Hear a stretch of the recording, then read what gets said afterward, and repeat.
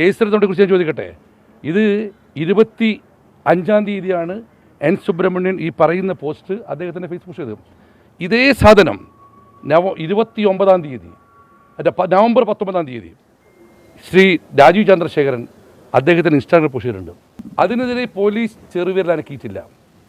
അതേ കാര്യത്തിന് അതേ ചെയ്ത കുറ്റത്തിന് മെനിഞ്ഞാന്ന് ഫേസ്ബുക്ക് പോസ്റ്റ് പേരിൽ സുബ്രഹ്മണ്യനിൽ കേസെടുക്കുന്നു. ഇന്ന് പോയി അകാരണം അറസ്റ്റ് ചെയ്യുന്നു.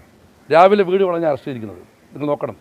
ബെയിലബിൾ ഒഫൻസായ ഒരു കേസിൽ അത്ര മാത്രമേ ഉണ്ടായിരുന്നുള്ളൂ. അല്ലെങ്കിൽ സുബ്രഹ്മണ്യൻ ഒരു ഈ നാട്ടിൽ അറിയപ്പെടുന്ന പൊതുപ്രവർത്തകനാണ്, ഞങ്ങളുടെ രാഷ്ട്രീയ സമിതി അംഗമാണ്.